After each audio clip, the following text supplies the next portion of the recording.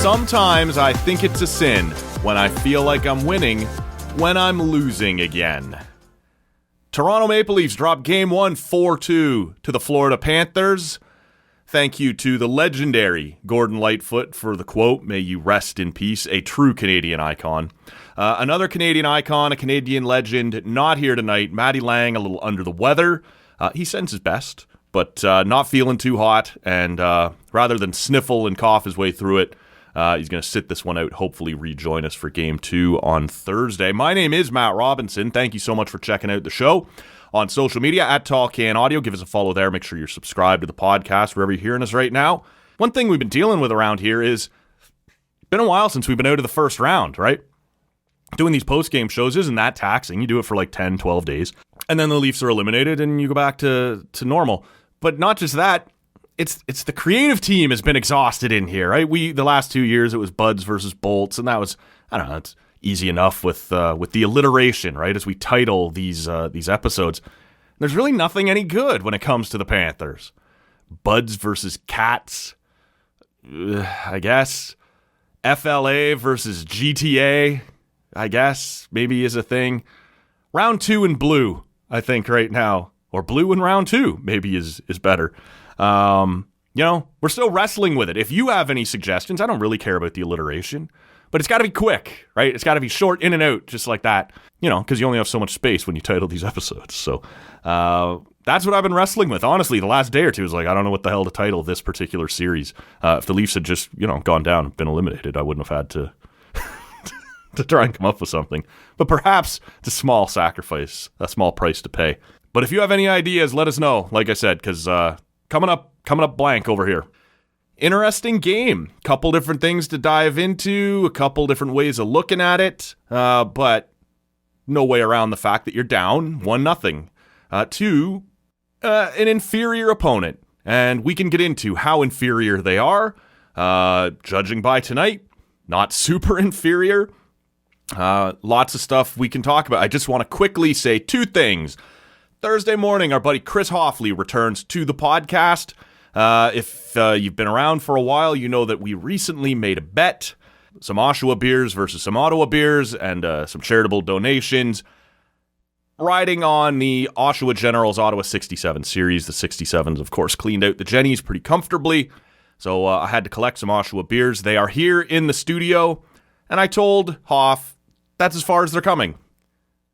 I've brought them the first 4 hours. If you want them, you can come the last 7 minutes and co-host a show. So he's going to do that on Thursday morning.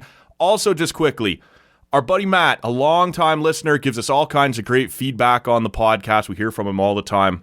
Also, someone who shares my enthusiasm for a certain part of the province that we like to spend part of the summer in, has a new baby. And he shot me over a message not too long ago that with a picture and said the Leafs' newest Lucky Charm, newest member of the bandwagon, newest member of the fan base, and like so many of us, our first experience with the Leafs, a loss for this poor child. There will be many of those to come, but congratulations to Matt. There's too many Matts around here. Of course, myself, Matty Lang kicking around, and now our friend Matt has brought a new member of Leafs Nation into the world. So congratulations to him and to his entire family. Obviously, incredible news. Less incredible, Toronto Maple Leafs performance in Game 1. You can go back and forth. Overall, not a terrible outing. And honestly, the whole game could have swung differently, right? Both teams come out at a breakneck pace. I'm not sure that's the way the Leafs are going to want to play against Florida. We'll see as we kind of move through this. But the Leafs end up getting 2 power plays almost back-to-back early on in the first period. And the Leafs are whipping it around, right? Like the power play looking better there than it did maybe at any point during the Tampa Bay series. They have it under control. They're getting the shots they want, and they just can't make it go, right? Bobrovski makes a couple nice saves. They shank a couple wide. And before you know it, your 4 minutes of power play time are over, and you have nothing to show for it. And Florida starts to get their guys out there going again, right?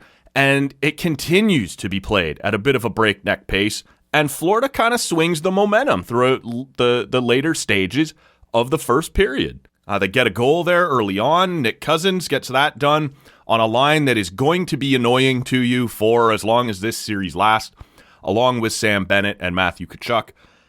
I'm already tired of hearing about Matthew Tkachuk. There are two reasons for that.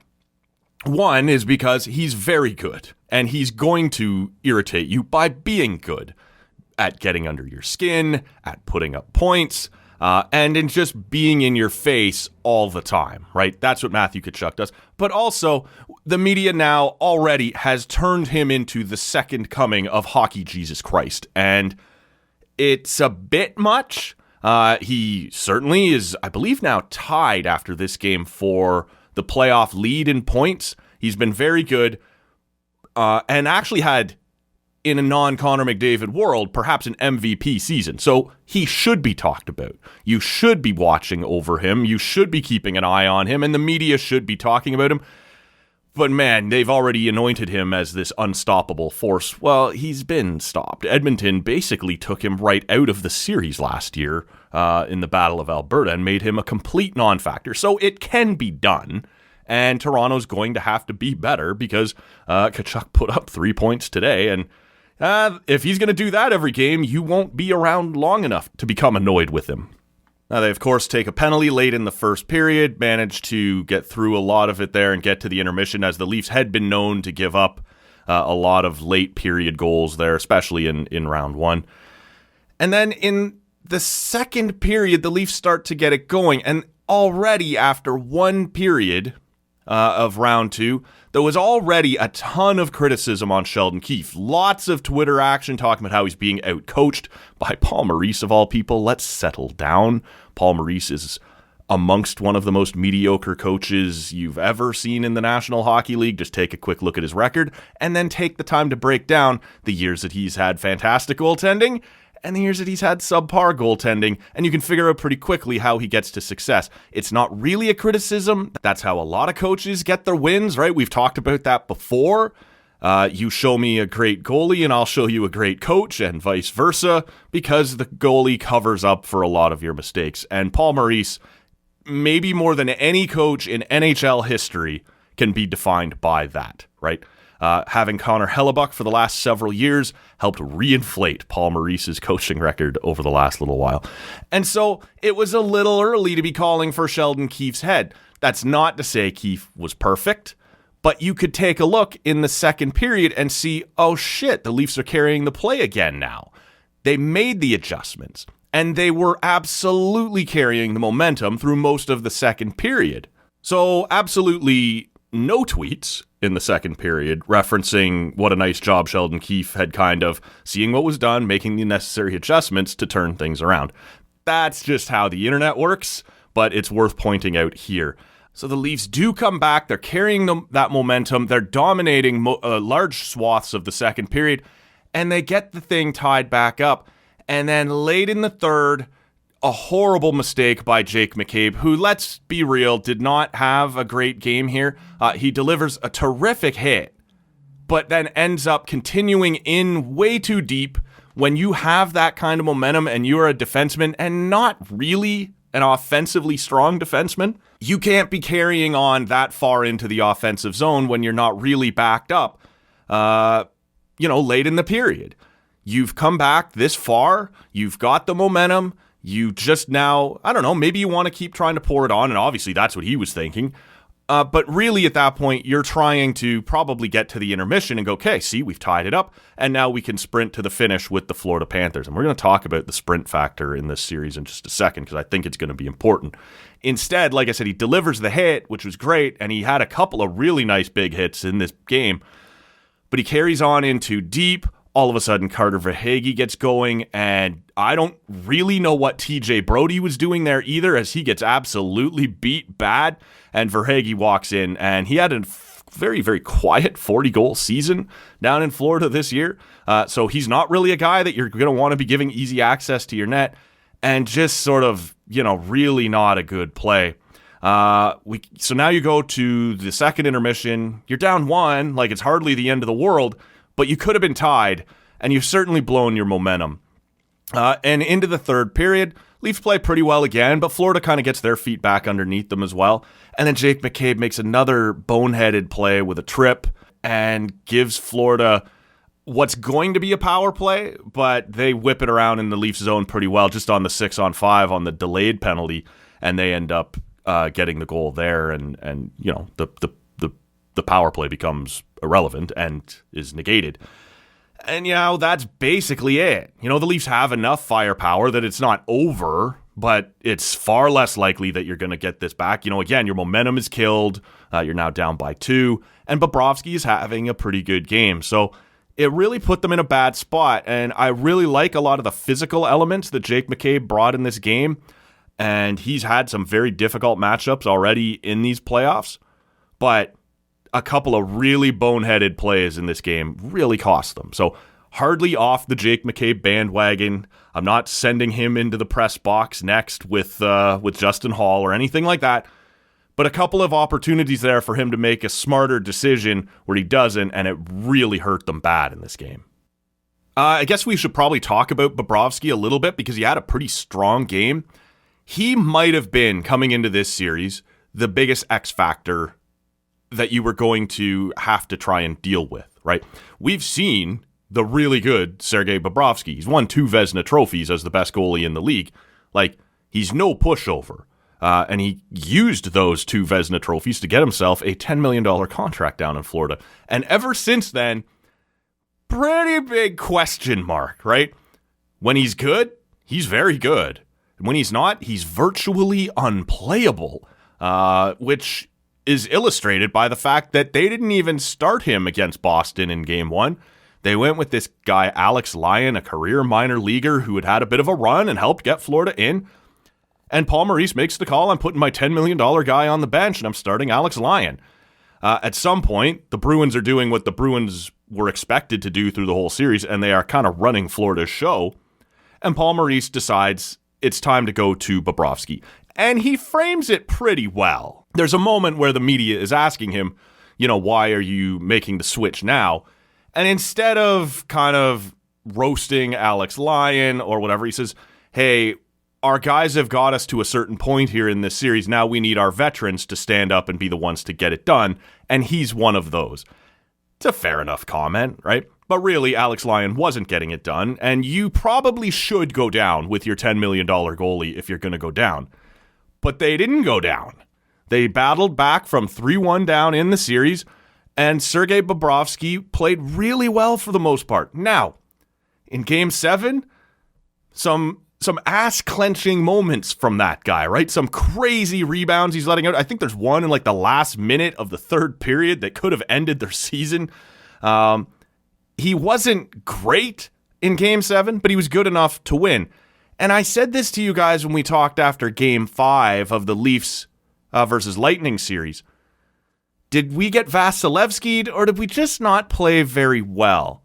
And that's sort of where I'm at with this one. Bobrovski was pretty good, and maybe better than pretty good. I'm not trying to demean him, but the Leafs had some glorious chances where they shanked it wide or just kind of flubbed the pass.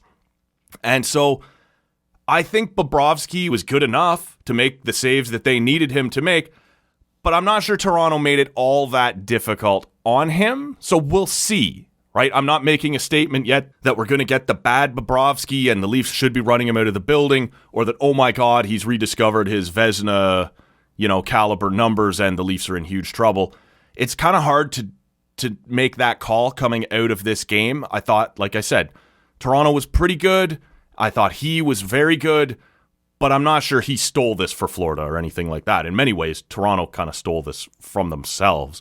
So we'll see what he brings. But as we move through this series, he will be the biggest X factor. If he finds his top game, Toronto is in very big trouble. If he is what he has been for most of the last couple years, then Toronto shouldn't struggle too much putting some goals up on him. Outside of McCabe, who I thought, like I said, kind of struggled in this game, Brody kind of struggled in this game, I got some questions about what's going on with William Nylander, because it seems like he's taking a very long time to get his shot off when the opportunities present themselves. I'm not sure if he's hurt or if he's just playing poorly. He seems to be skating fine, So is it a wrist thing? Is it an elbow thing? Or like I said, is he just missing, right? Is he just missing those opportunities? But a lot of talk on Leafs Twitter about how long it's taking him to kind of get shots off that he normally, can one-time pretty quickly, right? And it's giving the D chance to get over on him and the goalie chance to get over and get set on him. That's something to watch because obviously they need him. There was a reason that they took him off of the Matthews line. Maybe that was just for a different look and going to Marner when you were down. Or maybe Keefe wasn't happy with him. In the first period or two, his ice time was down significantly. On that delayed penalty in the third period that I was talking about, where Florida scored, they were going to go to the power play and didn't end up getting there. Nylander's just floating in the defensive zone. He's showing no urgency to try and intercept that puck or get possession, to get a whistle blown. He contributed nothing there. He was no help to you. They need him to be better. So he can be. We'll have to see whether or not this is an injury thing where, there's something bugging him, or if he's just going through one of his phases, which they really can't afford him to be going through right now. They need him to be better than that. So from a Leafs perspective, those would be your question marks. Right, McCabe Brodie, who they're going to lean on quite a bit, and William Nylander, who they need to, if nothing else, they need to carry that second power play. Interesting adjustment was brought up on the broadcast as well, that they decided to kind of go away from Giordano Liljegren on the Tkachuk matchup and go to Riley Shen. And I think that makes sense. If you were watching the game, you probably saw them discuss it themselves. I don't need to go into it too in depth. But having Luke Shen be the guy in Matthew Tkachuk's face for a while instead of Timothy Liljegren is obviously a better setup. And Riley's been pretty good in these playoffs, better than he was in the regular season, and is good at skating it out of trouble. So maybe that's a better matchup to try here. I got some questions about Giordano.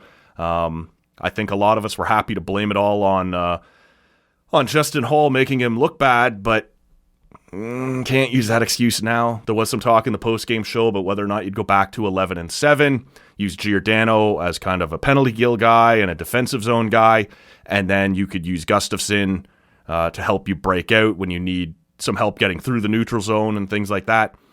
We'll see. I don't love the 11-7 thing. I know it just worked in Game 6, but maybe that is something we'll see in Game 2.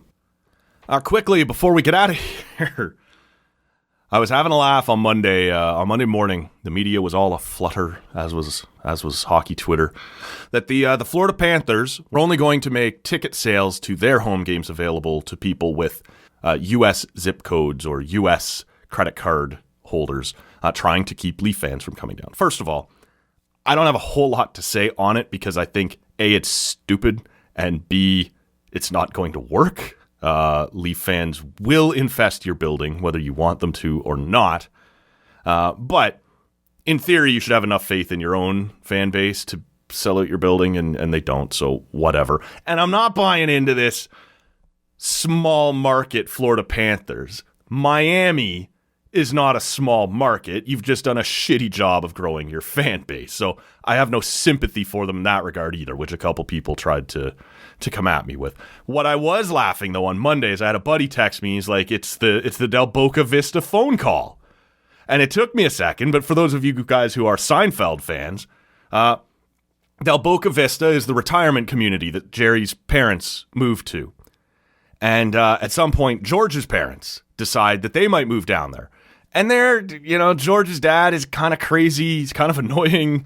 And Jerry's parents don't like him. And so they run into each other at an event, and George's dad says that they're thinking about moving down there. Jerry's dad's like, there's nothing available anywhere. Don't even think about it. And so now George's dad decides, I'm going to move down there just out of spite. Like, fuck you. There's nothing down there. I'll move down there just out of spite. I'm coming. And he makes this phone call. And it is perfect when my buddy texted me there on Monday. We were having a good laugh about it. That, this is the exact same as the Panthers trying to keep Leaf fans out of Florida as it was Jerry Seinfeld's dad trying to keep Frank Costanza out of Del Boca Vista. Hello? This is Frank Costanza. What do you want? You think you can keep us out of Florida?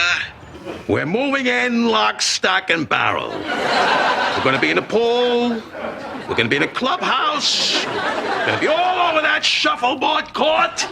And I dare you to keep me out. So that's your crazy Leaf fans headed to Florida. I dare you to keep us out. Look, Leaf fans are coming. There's no way around it. Half of Ontario already has Florida addresses because of the way they snowbird, or their grandparents do, or their parents do, or they're doing business in the U.S. It was a stupid thing to try and enforce, and it's not going to work. We will see on Sunday down in Florida. The place will be full of Leaf fans. Some talk, I don't know how much you care. We make fun of it a lot on this podcast, that they always line the Leafs up, make sure the Leafs are going to play on Saturday. Can't miss those Hockey Night in Canada Leaf games. And it's not happening. They're playing on Sunday. That's because that's a game in Florida, and the Miami Heat are playing on Saturday in the NBA playoffs. It's not the same building. They have separate venues, but the Florida Panthers refuse to play home playoff games while the Heat are playing because they'll just get crushed in the TV ratings and attendance, all that stuff. They can't handle it, so they get moved to Sunday. And Leaf fans, I don't know why you would care. I get it. It's sort of a habit to watch hockey on Saturday. But during the playoffs, you're watching whenever it comes on. You just are. I get why Sportsnet would be pissed. They paid $5 billion to have the exclusive broadcast rights. And now all of a sudden, the two American networks and the Florida goddamn Panthers are dictating to you that, no, you're going to actually do this on Sunday when they paid a fraction of what you did. I understand why Sportsnet would be upset, and, that's what you get for doing business in Gary's world. But as Leaf fans, just stop. I want to watch on Saturday. You'll watch when it's on. You will. This will change nothing in your world. This will change nothing for the ratings. But Sportsnet likes to have the Leafs on Saturday, and the Florida Panthers were able to say, no. You'll broadcast when we want to. So something kind of fun about that, but far, far, far less perhaps urgent than was being expressed on Twitter, and the outrage and the we play Saturdays. Yeah, well, no, you don't. You're going to play on Sunday, and you'll watch it. And they're right, you will. And I will. And honestly, that Sunday game starts at 6:30, which is weirder to me than the Sunday versus Saturday thing. It's just being needlessly difficult. The games start at 7:30, sometimes 8, maybe 9 or 10 if you're out west. 6:30? What are you doing? It's just, to me, it comes off as being needlessly difficult. But again, I'll watch because that's when it's on, and that's what I do. And so will you. That's probably about it for game one. Like I said, interesting series. Played at a pretty high pace, breakneck speed. I'm not sure that's what the Leafs are going to want to do. Florida has some really fast guys. They like to play at pace. Toronto has some fast guys, but they're not as fast as their reputation suggests. I've tried to talk about this on the show before. They were, and then everyone decided, no, you need to be more playoff-y, which means slower and bigger. And fine, you can do that too. But Toronto's really not that fast anymore. O'Reilly's not fast. Tavares isn't fast. Yarncroke's not particularly fast. Marner and Nylander skate pretty well. Matthews, but none of them are burners, right? You're thinking back at all the guys you let leave just this year, over the last calendar year. Ilya Mikheyev and Pierre Engvall. Before that, obviously, Kasperi Kapanen. I'm not saying you needed to keep all these guys or whatever, but you had one style of team, and you don't have that style team anymore. Sometimes the reputation lasts longer than the reality. And so I think Toronto's going to want to slow this down a little bit and play a little bit more defensive, a little more grinding style, and they'll have some time to kind of adapt there. They want the puck to move fast. Toronto whips it around pretty well. They make nice passes. When their game is going, they move the puck well. They don't necessarily skate in a particularly above average kind of way that still stands out the way it did a couple of years ago. So that'll be something to keep an eye on as well. Like I said, Chris Hoffley will be back on here with me on Thursday morning. We'll talk a little bit about the CFL draft, which went down on Tuesday night while you were watching hockey. And while I was watching hockey, Hoffley will be able to catch us up on how all that played out. But we'll also talk about Snoop Dogg throwing his hat in the ring to perhaps own the Ottawa Senators. Are we going to see a Ryan Reynolds versus Snoop Dogg showdown in the boardroom? That could be fascinating. We'll ask for Hoffley's opinion on that as well. And we'll pay off the bet. We'll have a couple of beers from the All or Nothing Brewing Company down in Oshawa and settle up that way as well. So we'll be back here with him on Thursday morning. And then late Thursday night after Game 2, we'll be back. Hopefully Maddie will be feeling a little bit better and he can join me at that point. But that'll do it for Game 1. Leafs lose. It's a long series. Leafs lost Game 1 in the last series as well and still finished it off in 6. So no need to panic. But it is time to show Florida a little more respect than maybe we did. My name is Matt Robinson. Thank you for listening. We'll see you Thursday morning.